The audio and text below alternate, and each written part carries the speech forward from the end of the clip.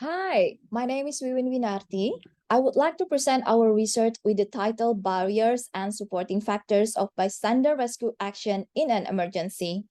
I conducted this research as the primary author, and my co-author is Kania Charimun Randar. This presentation will be divided into 5 parts: background, method, result, discussion, and conclusion. Sudden loss of consciousness or collapse can occur anywhere, including outside the hospital. Loss of consciousness, sudden death, or out of hospital collapse may be caused by cardiac arrest or non-cardiac arrest. The National Safety Council 2022 reported that by 2021, the number of deaths in public spaces caused by trauma and non-trauma increased by 13.5% compared to 2019. Death in public spaces could be prevented. In an emergency, first aid measures are needed to save or prevent further injury. Victims who receive first aid have a 1.28 chance of experiencing recovery. To increase the number of victims' safety in emergency outside the hospital, immediate first aid is essential. First aid measures can be carried out in emergency by anyone. Medical personnel or ordinary people can provide first aid to collapse victims. People who provide first aid to victims in emergency outside the hospital are called bystanders.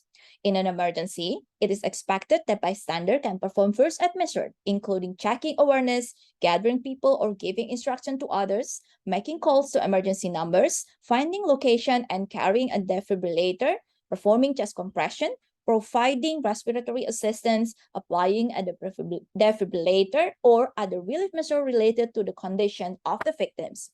To improve the provision of first aid in emergencies, the Indonesian Red Cross or Palang Merah Indonesia has a volunteer program for ordinary people. Those with a medical background or a person who join the program will receive education and training to contribute to humanitarian tasks. However, even though volunteers have received education or training, there are still obstacles and concerns from volunteers in an emergency, especially when they face victims who need immediate help. Volunteers still have a sense of worry and fear when faced with emergency and when performing rescue action, regardless of whether they are trained or not. Psychological factors in emergencies considerably influence the action of bystander. Hence, this study aimed to analyze a bystander's barrier and supporting factors in providing first aid to victims in emergency. The study was conducted using cross-sectional design. We involved 175 Indonesian Red Cross volunteers in the DKI Jakarta province, who recruited using the quota sampling method from February to June 2022. We used questionnaires modified from the research of SIDA and College 2021. The questionnaire consists of 4 parts: demographic, emergency encountered, action or taken, and psychological aspect of bystander during emergency.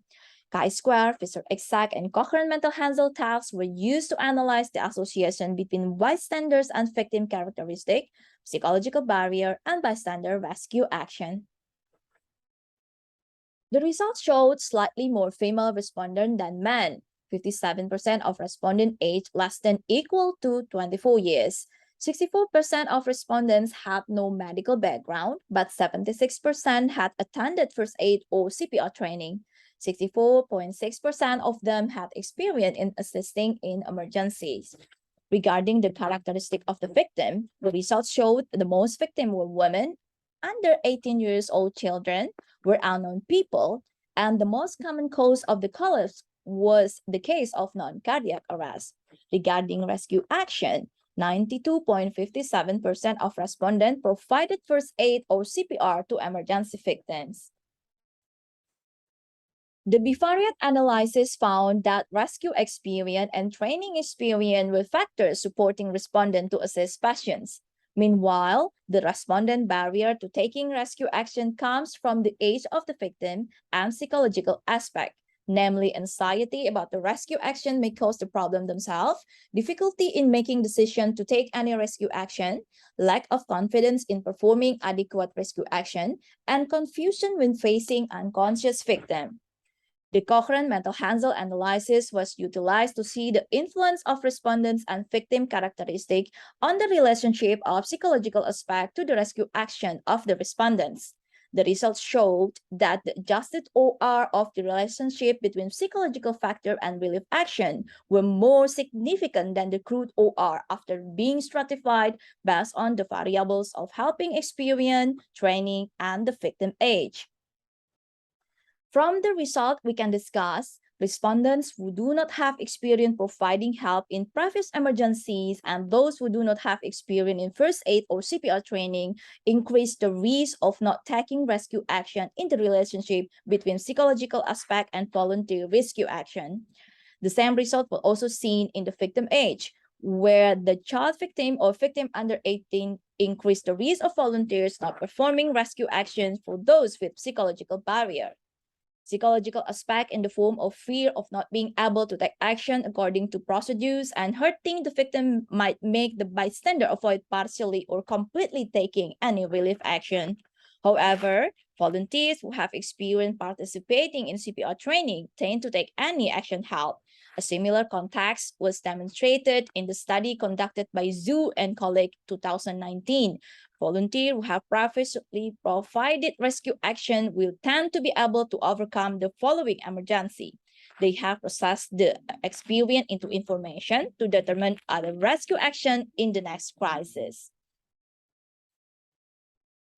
From the result, we conclude experience providing first aid or CPR and training increase respondent probability of assisting collapse victims in emergencies. The victim age and psychological factors such as fear of the patient condition, concern about the impact on oneself, skill to perform an adequate rescue, and difficulty in making decisions in an emergency were barriers for respondents to take action in emergency.